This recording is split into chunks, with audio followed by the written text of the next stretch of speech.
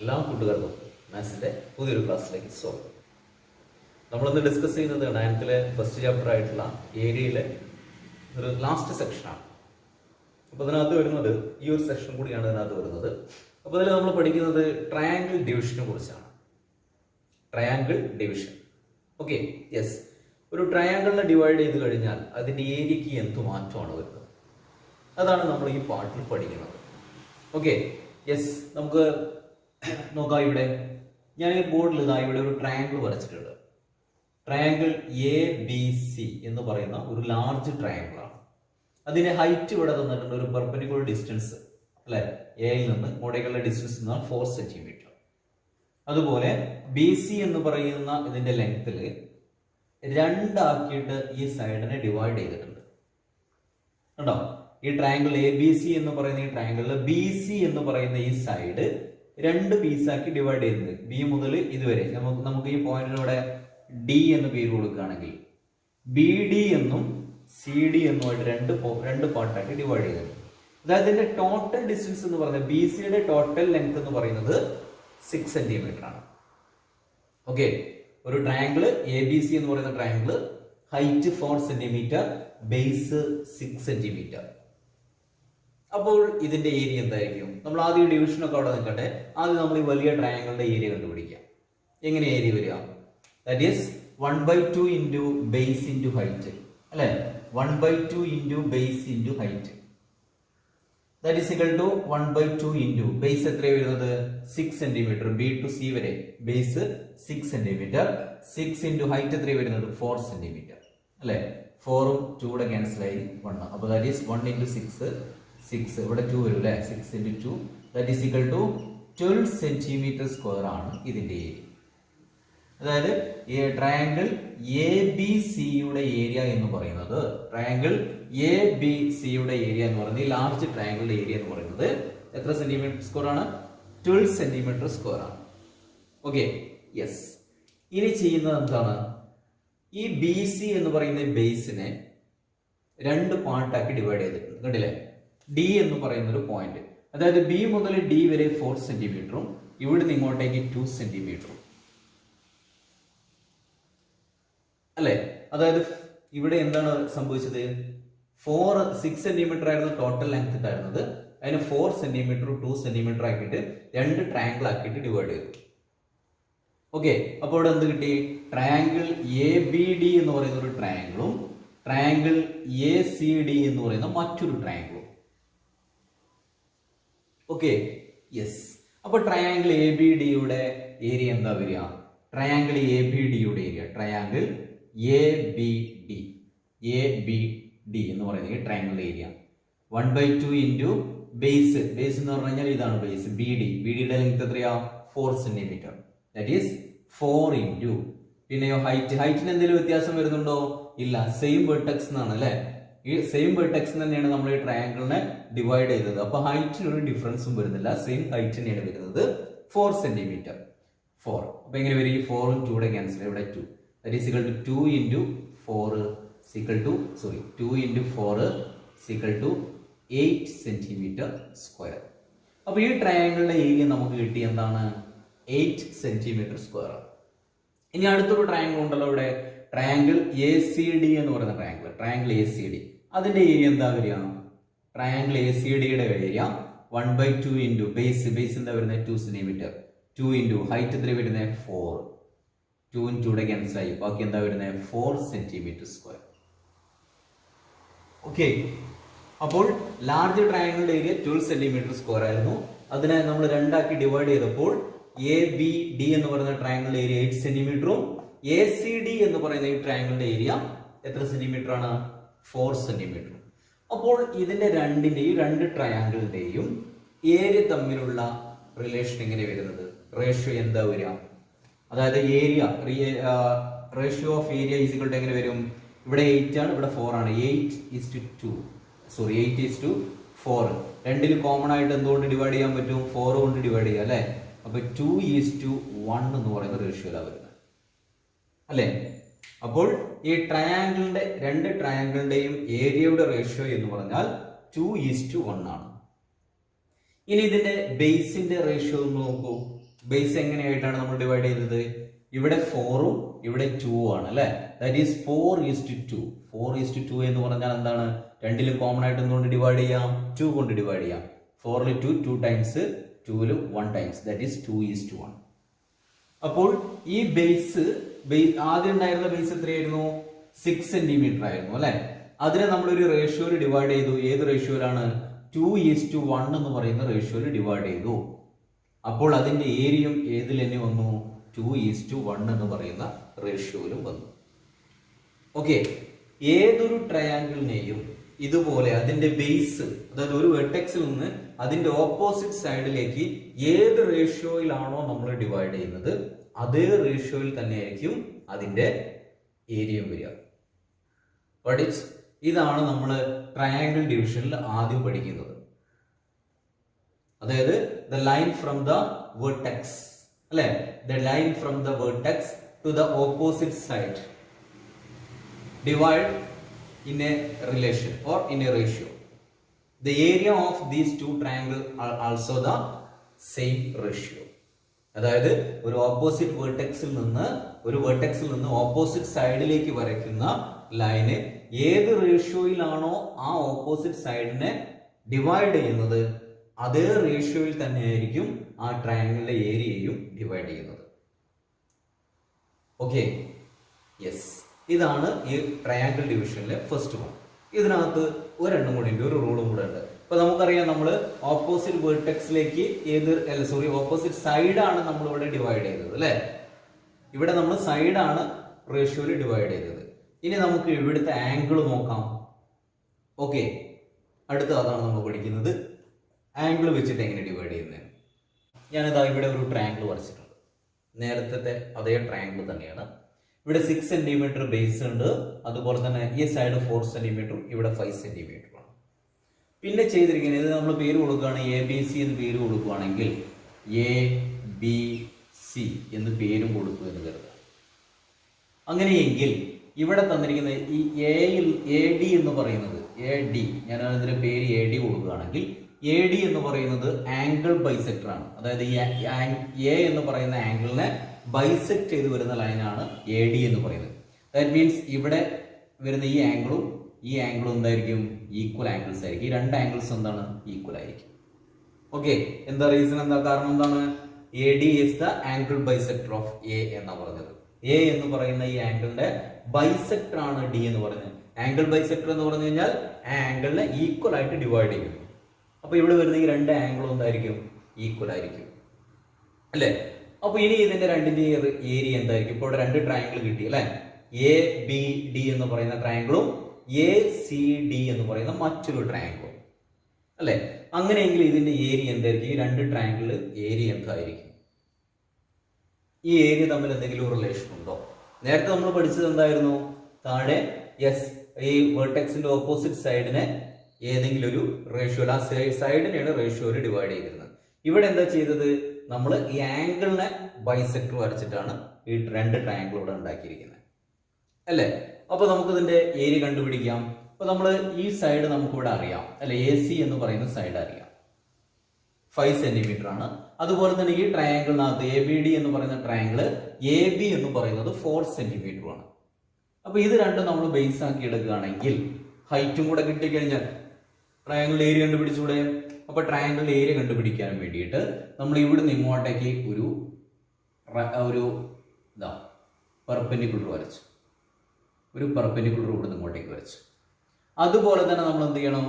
ഈ പോയിന്റിൽ നിന്ന് ഇങ്ങോട്ടും ഒരു പെർപെൻഡിക്കുലർ വരയ്ക്കണം. ഇവിടെ നമ്മൾ ഇങ്ങോട്ടേക്കും ഒരു പെർപെൻഡിക്കുലർ വരച്ചു. Okay, yes. അപ്പൊ ഇനി നമ്മൾ ശ്രദ്ധിക്കുക, ഈ എന്താണ് ഇവിടെ ഹൈറ്റ് എന്താണെന്ന് നമുക്കറിയില്ല.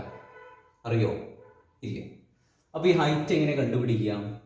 എന്തെങ്കിലും വഴിയുണ്ടോ നോക്കാം നമുക്ക്. ഹൈറ്റ് കണ്ടുപിടിക്കാൻ എന്തെങ്കിലും വഴിയുണ്ടോ എന്ന് അല്ലെ.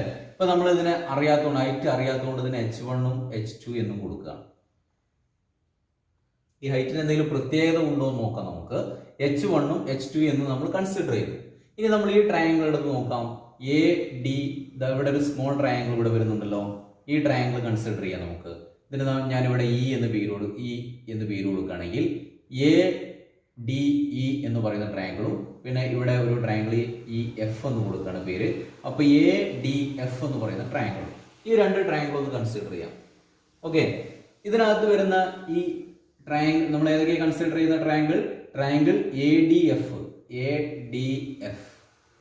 ട്രയാങ്കിൾ, പിന്നെയോ ADE ട്രയാങ്കിൾ ADEയും കൺസിഡർ ചെയ്യാം.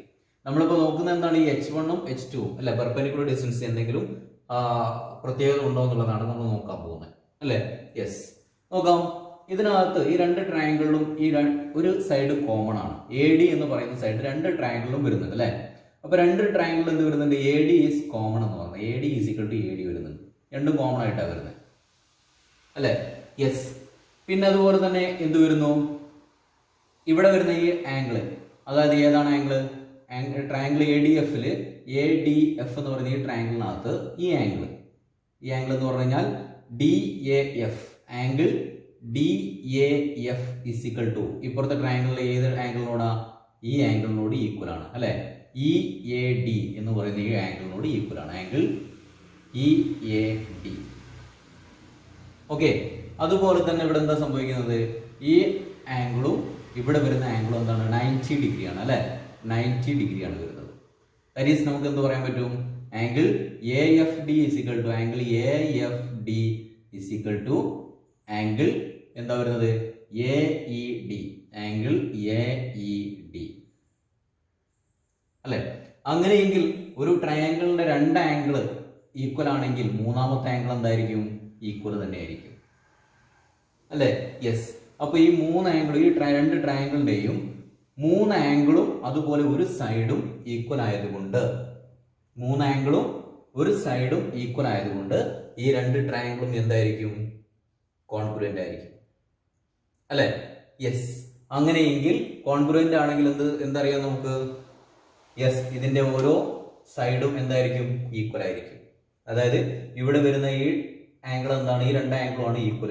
അപ്പൊ ഇതിന്റെ ഓപ്പോസിറ്റ് സൈഡ് ഏതാണ്, ഇത് DE. ഇവിടെ വരുന്ന ഈ രണ്ട് ആംഗിളാണ് ഈക്വൽ ആയതുകൊണ്ട് ഇതിന്റെ ഓപ്പോസിറ്റ് സൈഡ് ഏതാണ്, FD. അതായത് ഈ രണ്ട് സൈഡും ഈക്വൽ ആണെന്ന് കിട്ടും. അപ്പോൾ ഗോട്ട് ഇറ്റ്. അതായത് ഈ രണ്ട് ട്രയാങ്കിളും ഈക്വൽ ആണെന്ന് നമ്മൾ പ്രൂവ് ചെയ്തതുകൊണ്ട്, ഈ രണ്ട് ട്രയാങ്കിളും ഈക്വൽ ആണെന്ന്, കോൺഗ്രുവന്റ് ആണെന്ന് പ്രൂവ് ചെയ്തു. കോൺഗ്രുവന്റ് ആണെങ്കിൽ എന്താണ്, ഈക്വൽ ആംഗിളിന്റെ ഓപ്പോസിറ്റ് സൈഡ് എന്തായിരിക്കും, ഈക്വൽ ആയിരിക്കും. ഇതാണ്, ഈ രണ്ട് ആംഗിളും ഈക്വൽ ആണ്. അപ്പൊ ഇതിന്റെ ഓപ്പോസിറ്റ് സൈഡ് എന്ന് പറഞ്ഞു കഴിഞ്ഞാൽ ഇവിടുത്തെ പെർപെൻഡിക്കുലർ ആണ്. അതുപോലെ ഈ ആംഗിളിന്റെ ഓപ്പോസിറ്റ് സൈഡ് എന്ന് പറഞ്ഞാൽ ഈ പെർപെൻഡിക്കുലറും. ദാറ്റ് ഈസ് ഈ രണ്ട് perpendicular H1 is equal to എന്താണ്, H2 ആണ്. H1 is equal to H2 ആണ് അല്ലെ. അപ്പൊ ഈ രണ്ട് ട്രയാങ്കിളിന്റെയും പെർപെൻഡിക്കുലർ എന്താണ്, ഈക്വൽ ആണെന്ന് കിട്ടി. സോ ബേസ് എന്താണ്, ഈക്വൽ ആണെന്നാണ് പോകുന്നത്. സോറി, ഹൈറ്റ് ഈക്വൽ ആണെന്ന് പോകുന്നത് അല്ലെ. അപ്പൊ നമുക്ക് നമ്മൾ നോക്കാം, ഈ ട്രയാങ്കിൾ ABDയുടെ ഏരിയ എങ്ങനെ വരിക, ട്രയാങ്കിൾ ABDയുടെ ഏരിയ എങ്ങനെ വരും, 1/2 ഇൻറ്റു ബേസ് 4 ഇൻറ്റു H അല്ലെ. ഇത് രണ്ടും കോമൺ ആയതുകൊണ്ട് നമ്മൾ H എന്ന് കൊടുക്കുകയാണ്. ട്രയാങ്കിൾ ADC അല്ലെങ്കിൽ ACD, ട്രയാങ്കിൾ ACD എന്ന് പറയുന്ന ഈ ട്രയാങ്കിൾ ഏരിയ എങ്ങനെ വരും, ട്രയാങ്കിൾ ACDയുടെ ഏരിയ 1/2 ഇൻറ്റു 5 ഇൻറ്റു H അല്ലെ. അപ്പൊ ഇതിന്റെ റേഷ്യോ എന്താ വരിക, ഇവിടെ രണ്ടിൽ കോമൺ ആയിട്ട് എന്ത് വരുന്നുണ്ട്, 1/2 വരുന്നുണ്ട്, അതുപോലെ H വരുന്നുണ്ട്. അങ്ങനെയെങ്കിൽ റേഷ്യോ എന്ത് വരും, യെസ്, 4:5 അല്ലെ. ഇവിടെ 4 ആണ് വരുന്നത്, ഇവിടെ 5 ആണ് വരുന്നത്. സോ 4:5 എന്ന് പറയുന്ന റേഷ്യോയിലാണ് വന്നിരിക്കുന്നത്. അപ്പോൾ ഒരു ട്രയാങ്കിളിന്റെ ഒരു ആംഗിൾ ബൈസെക്ടർ വരച്ചു കഴിഞ്ഞാൽ, അപ്പൊ രണ്ട് ട്രയാങ്കിൾ ആയിട്ട് മാറിയല്ലോ. ആ ട്രയാങ്കിൾസിന്റെ ഏരിയ എന്ന് പറയുന്നത് ഏത് റേഷ്യോയിലായിരിക്കും, അതിന്റെ സൈഡുകളുടെ റേഷ്യോയിലായിരിക്കും. ഇവിടെ എന്താ സൈഡ് തന്നിരിക്കുന്നത്, 4 സെന്റിമീറ്റർ, ഇവിടെയോ 5 സെന്റിമീറ്റർ. നമുക്ക് എന്താ റേഷ്യോ കിട്ടിയിരിക്കുന്നത്, 4:5. അപ്പോൾ ഒരു ആംഗിൾ ബൈസെക്ടർ വരച്ചു കഴിഞ്ഞാൽ, ഒരു ട്രയാങ്കിളിന് ഒരു ആംഗിൾ ബൈസെക്ടർ വരച്ചു കഴിഞ്ഞാൽ ആ രണ്ട് ട്രയാങ്കിളിന്റെയും ഏരിയ എന്ന് പറഞ്ഞത് എങ്ങനെയായിരിക്കും, in the ratio of the sides, സൈഡുകളുടെ റേഷ്യോയിലായിരിക്കും. ഓക്കെ, അപ്പൊ നമ്മള് രണ്ട് പ്രോപ്പർട്ടിയാണ് അപ്പൊ ഇതിനകത്ത് പഠിച്ചത് അല്ലെ, ട്രയാങ്കിൾ ഡിവിഷനിൽ.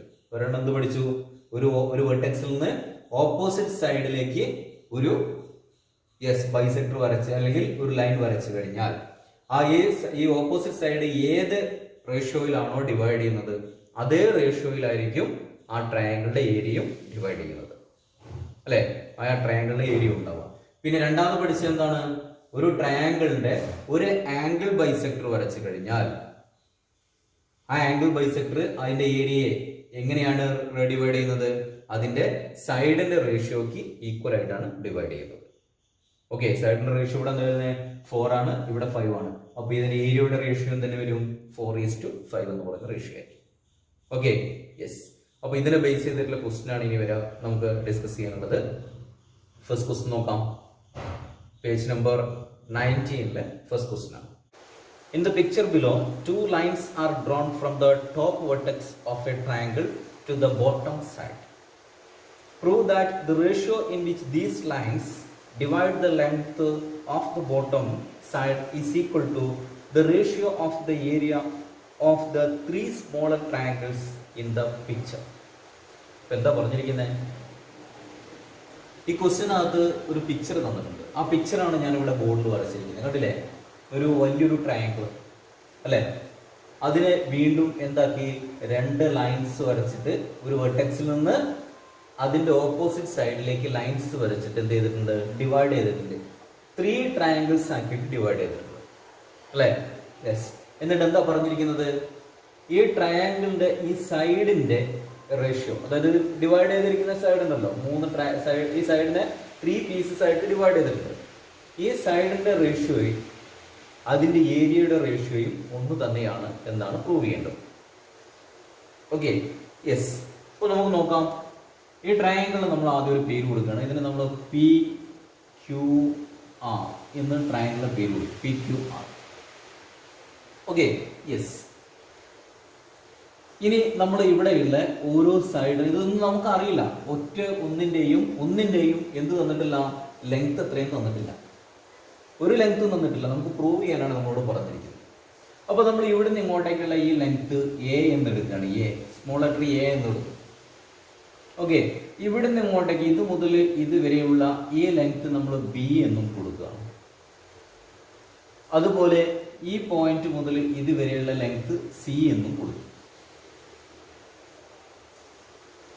ഈ പോയിന്റ് നമ്മൾ എസ് എന്നും ഇവിടെ ടി എന്നും പേര് കൊടുക്കണം. PQRST. ഓക്കെ, അപ്പോൾ Q മുതൽ എസ് വരെയുള്ള ഈ ലെങ്ത് എ ആണ്. എസ് മുതൽ ടി വരെയുള്ളത് ബിയും ടി മുതൽ ആർ വരെയുള്ളത് സിയും ആണ്. നമുക്കറിയാത്തതുകൊണ്ട് നമ്മൾ ലെങ്ത് അങ്ങനെ കൊടുത്തു. ഇനി നോക്കാം. ഈ ട്രയാങ്കിളിന്റെ എല്ലാറ്റിന്റെയും ഈ ട്രയാങ്കിളിന്റെ ഹൈറ്റ് എന്തായിട്ടാണ് നമ്മൾ കൺസിഡർ ചെയ്യുക? ഹൈറ്റ് നമ്മൾ H എന്ന് കൊടുക്കണം. ഈ ഹൈറ്റിനെ നമ്മൾ H ആയിട്ട് കൺസിഡർ ചെയ്യാം. അപ്പൊ ഇതിനൊരു പ്രത്യേകത ഉണ്ട്. ഇതിനകത്ത് ഇപ്പോൾ ഇവിടെ 3 ട്രയാങ്കിൾ വരുന്നുണ്ട് അല്ലേ? Triangle PQS. First triangle PQS ആണ്. പിന്നെ ഏതാ വരുന്നത്? Triangle PST. കണ്ടില്ലേ? അടുത്ത ട്രയാങ്കിൾ PST. Triangle PST. ഇനിയോ ഒരു ട്രയാങ്കിളോട് വരുന്നുണ്ട് PRT. ഇങ്ങനെ ഒരു ട്രയാങ്കിളോട് വരുന്നുണ്ട്. Triangle PRT. Okay, yes. അപ്പൊ നമ്മളോട് എന്താ പ്രൂവ് ചെയ്യാൻ പറഞ്ഞിരിക്കുന്നത്? ഈ 3 ട്രയാങ്കിളിന്റെയും ഏരിയ എന്ന് പറയുന്നത് ഈ സൈഡിന്റെ റേഷ്യോക്ക് ഈക്വൽ ആയിരിക്കണം. അപ്പൊ ഈ സൈഡിന്റെ റേഷ്യോ എന്താ വരിക? നമ്മൾ ഇവിടെ എയും ഇത് ബിയും ഇത് സിയും ആണ് കൊടുത്തിരിക്കുന്നത് അല്ലെ? യെസ്. അപ്പൊ ഇതിന്റെ റേഷ്യോ എങ്ങനെ വരും? A:B:C എന്ന് വരും അല്ലെ? നമുക്ക് എ എന്താണ്, ബി എന്താണ്, സി എന്താണ് തന്നിട്ടില്ല. അപ്പൊ നമ്മുടെ ഏരിയയും ഈ 3 ട്രയാങ്കിൾ ഏരിയയും ഏത് റേഷ്യോയിൽ തന്നെ വരണം? A:B:C എന്ന് പറയുന്ന റേഷ്യോയിൽ വരണം. അത് വരുന്നുണ്ടോ നോക്കാം നമുക്ക്. യെസ്. ആദ്യം ട്രയാങ്കിൾ PQSന്റെ ഏരിയ കാണാം.